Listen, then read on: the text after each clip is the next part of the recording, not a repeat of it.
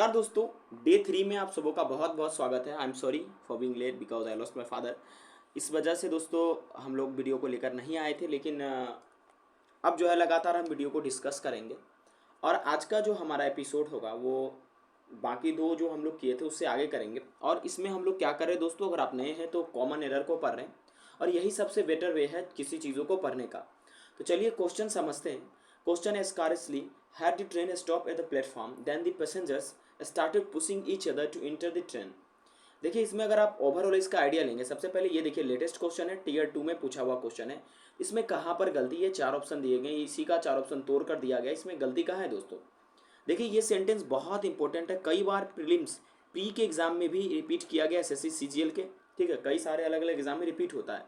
इसका सही उत्तर दोस्तों क्या होगा, पहले हिंदी मीनिंग समझिए कि ट्रेन जैसे आपको इसमें एक ऐसा सेंस बन रहा है कि जैसे ट्रेन रुकती है लोग एक दूसरे को धक्का मुक्की करना शुरू कर देते हैं। तो इसमें दोस्तों गलती है, कहाँ पर गलती है? तो गलती दोस्तों आपका है इसमें। देखिए जब यहाँ पर आप गौर से देखिएगा ना, तो यहाँ पर आपको एक चीज़ नज़र आएगा कि देन है यहाँ पर, ठीक है। देन दोस्तों नहीं होता, एक चीज़ याद रखिएगा, स्कार्सली और वेन एक साथ आते हैं जब हम किसी चीज़ को कंपेयर करने के लिए या एक दूसरे से जोड़ने का काम करते हैं। तो ध्यान रखिएगा यहाँ पर जो गलती है दोस्तों 2 नंबर में है। याद रखिएगा कभी भी स्कार्सली के साथ आपका देन नहीं आता है दोस्तों, इसके साथ वेन आता है। इस बात को ध्यान में आप रखिएगा, ये आपके लिए बहुत इंपॉर्टेंट होगा। अब 1462 नंबर पे आते हैं दोस्तों, बहुत आसान है और एक बार आप सुनिएगा आपका काम हो जाएगा। Either of these two roads lead to the post office, यानी कि आइदर का मतलब या तो इनमें से कोई एक रोड या दोनों रोड जो है आपको पोस्ट ऑफिस तक छोड़ देगा। लेकिन दोस्तों यहाँ पर प्रॉब्लम क्या है, ध्यान रखिएगा, यहाँ पर सब्जेक्ट वर्ब एग्रीमेंट का प्रॉब्लम है।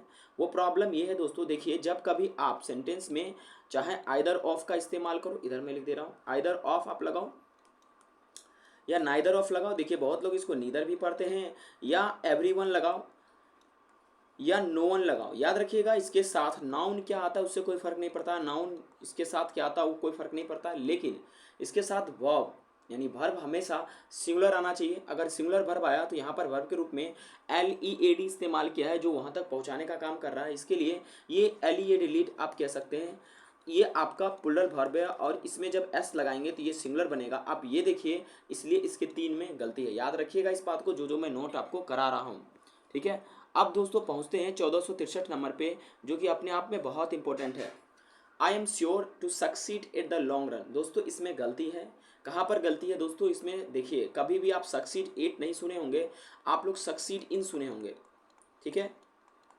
तो दोस्तों यहाँ पर जो गलती क्या है कि I am sure to succeed in the long run, ठीक है। जो लॉन्ग रन होगा या ये मेरा जो जर्नी है एसएससी का, इसमें मैं ज़रूर जो है सक्सेस करूँगा, ओके पूरा श्योर हो। तो इसलिए दोस्तों इसमें कहाँ पर गलती है, यहाँ पर एट द नहीं होना चाहिए, एट के जगह पर यहाँ पर इनको लगाना चाहिए था इन दोस्तों, ठीक है। ये चीज़ें आपको ध्यान में रखने हैं, आपको ये भूलना नहीं है। देखिए दोस्तों ये टीयर 2 का है, आसान ही आता है क्वेश्चन, लेकिन आपको क्या होना चाहिए, बेसिक नॉलेज होना चाहिए, क्योंकि बेसिक आधार पर ही पूछा जाता है। अब दोस्तों अगला हम डिस्कस करते हैं, his father prevented him to go abroad for higher studies.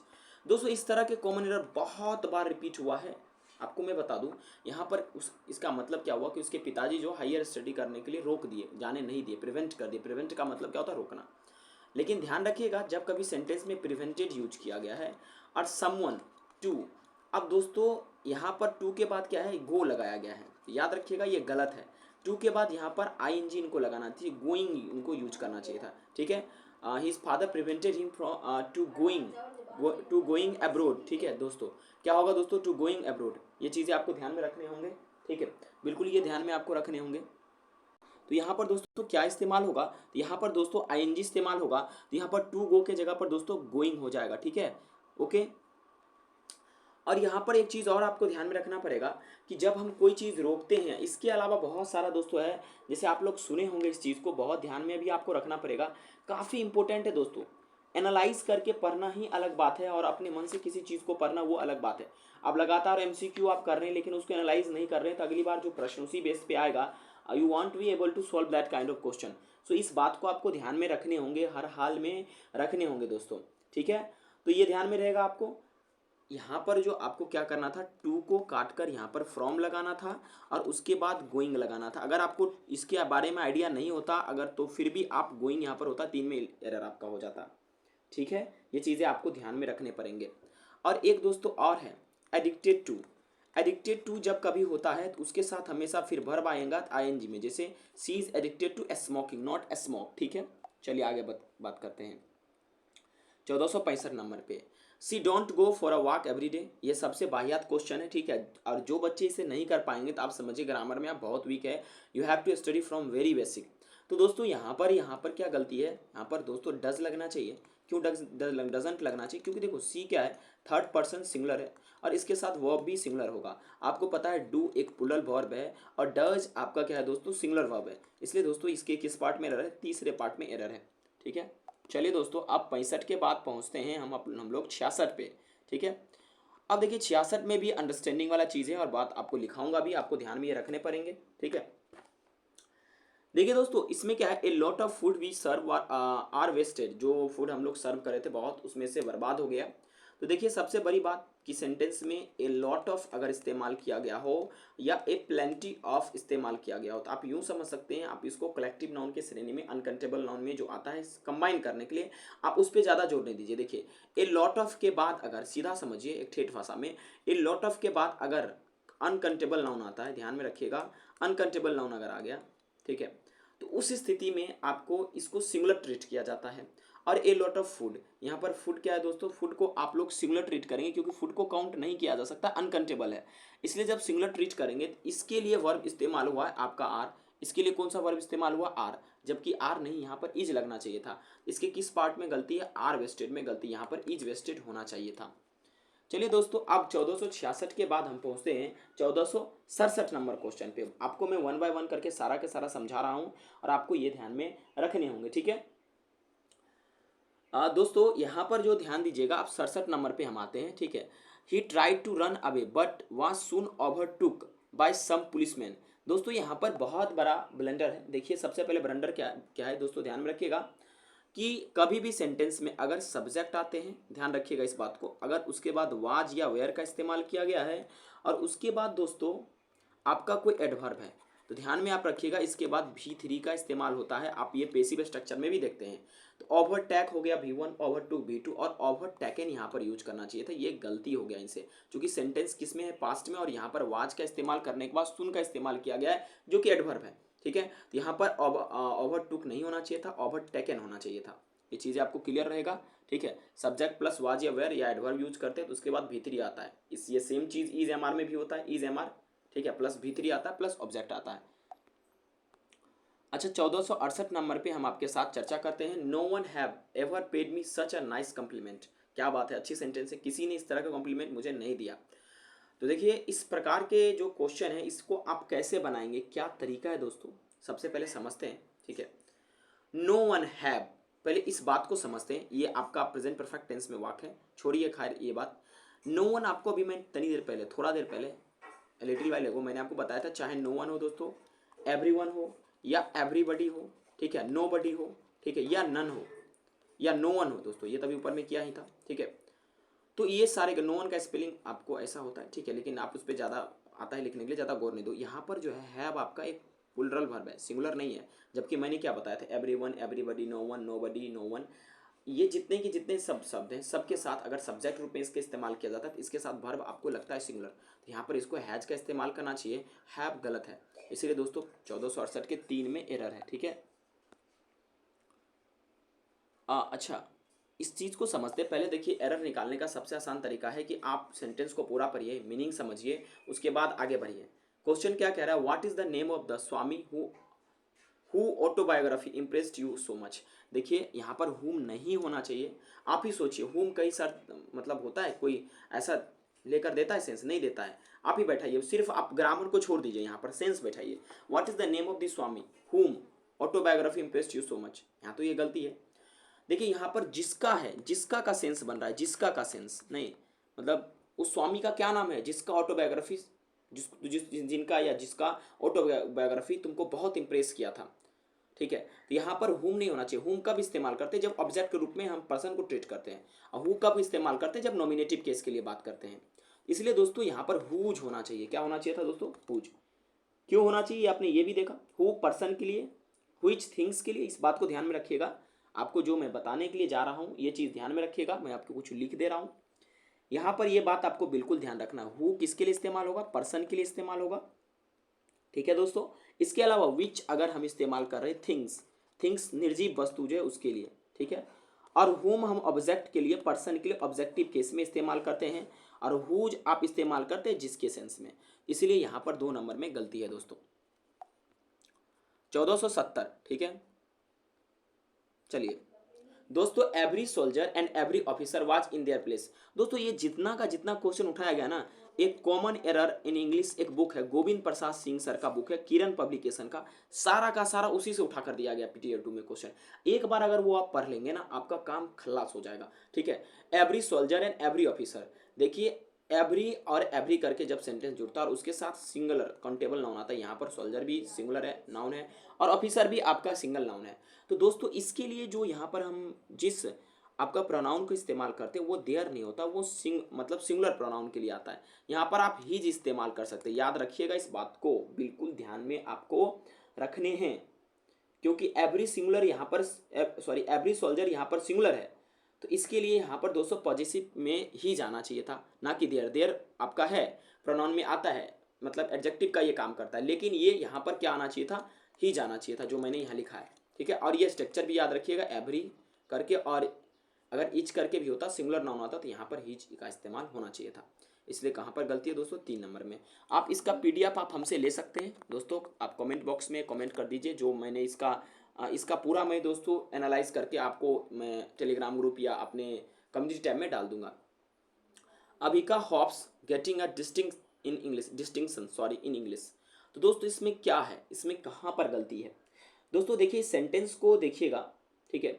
तो यहाँ पर ये गलती कर बैठा है, ठीक है, ये सही भी नहीं लगता, अभिका हॉप्स टू गेट, ठीक है। आप भी जब बोलते हैं तो किसी चीज़ के बारे में कि मैं डिस्टिंक्शन जो है मार्क्स में लाने वाला हूं, तो यहाँ पर आप इसमें गेटिंग नहीं होगा, यहाँ पर जेरन फॉर्म नहीं आएगा, यहाँ पर टू गेट का इस्तेमाल होना चाहिए। देखिए पढ़ के भी देखिए, Avika hopes to get a distinction in English, ठीक है। तो आप यहाँ पर जो है क्या इस्तेमाल होगा, यहाँ पर टू गेट होगा, इसलिए 4 नंबर में गलती है, ठीक है। चलिए आपको क्या करना है, इन्फिनिटिव और जेरंड इस दोनों को एक बार कहीं से भी बुक से, आप यूट्यूब चैनल से, या आप हमें बोलेंगे हम पढ़ा देंगे आपको कहीं से भी पढ़ लेना। We all will be shift to our new house next month. देखिए यहाँ पर तो क्लियरली आपको समझ में आ जाना चाहिए, ये स्ट्रक्चर आपका फ्यूचर से है, ठीक है। और फ्यूचर से है, इसमें इस प्रकार का स्ट्रक्चर है, फ्यूचर में इसका आप कह सकते पेसिव वाला स्ट्रक्चर कुछ ऐसा। आप जब लगाते देखिए विल बी, उसके बाद V3 हम लगाते हैं, यानी शिफ्ट का V3 क्या होना चाहिए था, शिफ्टेड। ये सबसे आसान है, ठीक है, इसमें थोड़ा भी कतई संकेत आपको संदेह नहीं होना चाहिए, ठीक है। चलिए 1473 नंबर पे हम पहुंचते हैं, ठीक है। बहुत आसान प्रश्न है आपका, बस बेसिक आप क्लियर करके रखिए। This is the album who I found in the garage. गलत, एकदम बिल्कुल गलत, आप देखकर ही बता देंगे। आपको मैंने शुरू में बोला था भैया हु किसके लिए इस्तेमाल होता है, भाई पर्सन के लिए, 4 पर्सन। हम लोग हु किसके लिए इस्तेमाल करते हैं, पर्सन का। अब एल्बम तो आपका निर्जीव है, ऑब्जेक्ट है, तो उसके लिए विच आना चाहिए या दैट का इस्तेमाल करना चाहिए था, ठीक है। इसलिए इसके इस पार्ट में तो गलती है, इसलिए 3 नंबर में एरर है, ध्यान रखिएगा इस बात को। विच का इस्तेमाल हम थिंग्स के लिए करते हैं, आपको शुरू में मैंने बताया, हु पर्सन के लिए, हुम ऑब्जेक्टिव केस पर्सन के लिए, हुज मैंने जिसका सेंस बनता है, दैट जब इस्तेमाल करेंगे तो जो की का सेंस बनेगा, ठीक है। समझ में आया कि नहीं आया, चलिए आगे बात करते हैं। अब बात करते हैं the crowd of the migrant worker at the station for the श्रमिक स्पेशल इज अनफॉरगेटेबल। अच्छी बात है, ठीक है। देखिए यहाँ पर कुछ गलती है, क्या गलती है ध्यान से देखिएगा, इसमें गलती है, ध्यान से समझिएगा। The crowd of the migrant worker at the station, अच्छा माइग्रेंट वर्कर एक ही तो होगा नहीं, कह रहा अनफॉरगेटेबल है, मतलब इतना तगड़ा भीड़ है जिसका आप कल्पना ही नहीं कर सकते। तो आप इतना बड़ा ब्लंडर कैसे कर सकते, एक वर्कर तो होगा नहीं, वहां पर वर्कर्स होंगे, है ना। अगर वर्कर्स होंगे तो ऑफ द माइग्रेंट वर्कर्स का ही इस्तेमाल होना चाहिए था, ठीक है। अच्छा इसमें इसको पढ़ने की कोई आवश्यकता नहीं है, 75 को पढ़ने की कोई आवश्यकता नहीं है। अभी तुरंत मैंने बोला कि भाई चाहे इच का इस्तेमाल करो, बार बार मेरी बात समझिए, चाहे एवरी का इस्तेमाल करो, चाहे एवरी वन का इस्तेमाल करो, चाहे एवरीबॉडी का इस्तेमाल करो, चाहे नोबडी का इस्तेमाल करो सब्जेक्ट के रूप में, भैया कुछ भी हो जाए उलट के पलट, इसके वर्ब इसके साथ सिंगुलर आएगा अगर प्रेजेंट में हम इस्तेमाल इसको कर रहे हैं। तो हमें सेंटेंस पढ़ने की कोई आवश्यकता नहीं है। यहाँ पर वांट नहीं होगा, यहाँ पर वांट्स होगा, इसलिए इसके 4 पार्ट में गलती है, चौथे पार्ट में। अच्छा, यहाँ देखिएगा 1476 नंबर में, आपको अगर समझ में आ रहा दोस्तों कमेंट बॉक्स में जो है आप जरूर बताइएगा, जी सर हमें समझ में आ रहा है। और लगातार अब आपके वीडियो आएंगे, मैं माफ़ी चाहता हूँ, आई टोल्ड यू अर्लियर, ठीक है, जो बातें अब वो घर की बातें हैं तो उसको, चलिए 1476 नंबर। अब देखिए इसको समझते, it was a very well directed film and we enjoyed it, ठीक है। इसमें कहाँ पर गलती है? तो दोस्तों एक बात को समझिएगा, अब यहाँ पर आर्टिकल एरर है, ठीक है। कैसे? देखिए अब यहाँ पर द के साथ आप वेरी का इस्तेमाल नहीं कीजिएगा। क्यों नहीं कीजिएगा? यहाँ पर आप देखिए वेरी, आप किस जो देखिएगा गौर से ना, वेरी आपका एज अ एडवर्ब के रूप में यहाँ इस्तेमाल हो रहा है, और वेल डायरेक्टेड उसके बाद एडजेक्टिव, उसके बाद फिर नाउन आ रहा है, ठीक है। तो इसके बाद इंट्रोडक्शन भी आप एक का है, आप तो परिचित है नहीं। It was a very well directed, आप सुनिए, इट वॉज द वेरी अच्छा नहीं लगता, it was a very well directed film and we enjoyed it, ठीक है। तो यहाँ पर दोस्तों द के जगह पर ए का इस्तेमाल होना चाहिए था, इसलिए इसमें आर्टिकल रिलेटेड एरर है दोस्तों, ठीक है। समझ में आएगा? आप शुरू में भी पढ़े थे कि सुपरलेटिव फॉर्म में है, सुपरलेटिव फॉर्म, आपको ये बात पता होगा। और एक बात और आपको मैं बता दूं कि जो जब कभी हम द का इस्तेमाल करते हैं तो पहले से कोई चीज़ इंट्रोड्यूस कर होता है, उसके बारे में चर्चा करते हैं। जैसे द बॉय हम बोलते हैं, इसका मतलब, या द बॉयज आप लोग मीम्स में देखते होंगे, तो वो सर्टेन बॉयज़ की चर्चा की जा रही है जिसके बारे में हम लोग पहले से परिचित हैं, ठीक है।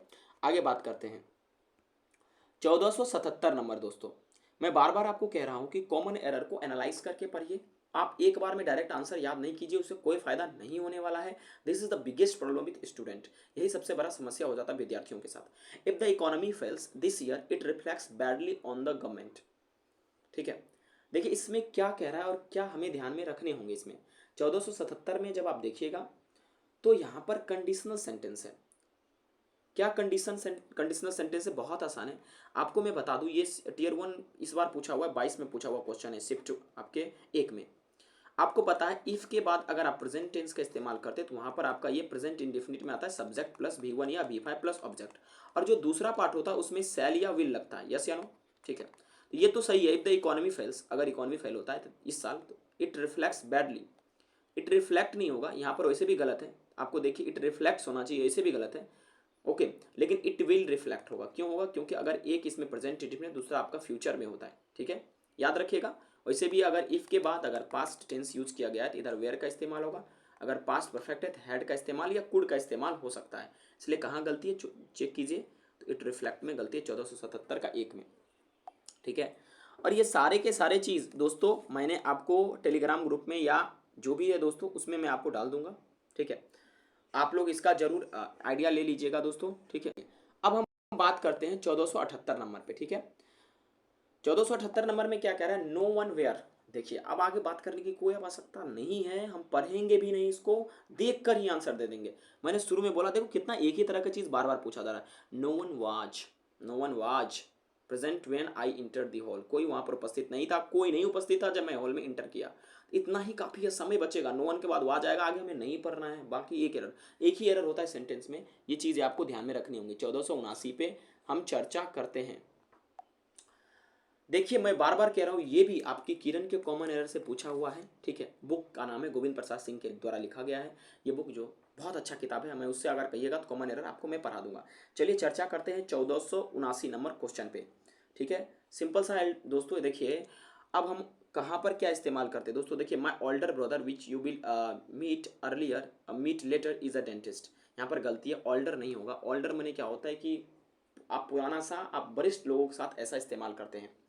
लेकिन दोस्तों यहाँ पर बड़ा भाई की बात में किया जा रहा है। बड़ा भाई की बात, मेरा बड़ा भाई जिससे आप लेटर मिलेंगे वो एक डेंटिस्ट है, बिल्कुल सही है। तो ऑल्डर नहीं होगा, यहाँ पर इल्डर होगा, ठीक है। इसलिए ए में गलती है। ऑल्डर इल्डर कहाँ लगाते हैं? जब आपसे कोई उम्र में बड़ा है, रिलेटिव है, तो उसमें इल्डर लगाइए, और ऑल्डर आप लगा सकते हैं अगर कोई पुरानी चीज़ है उसमें। इस चीज़ को मैंने डिटेल आपको बताया हुआ है, ठीक है। चलिए 1480 नंबर पर हम लोग आते हैं दोस्तों, देखते हैं 1480 नंबर में क्या है। लेकिन दोस्तों आज के लिए मैं इतना ही पढ़ाऊंगा आपको, समय हो गया हम लोगों के, ठीक है।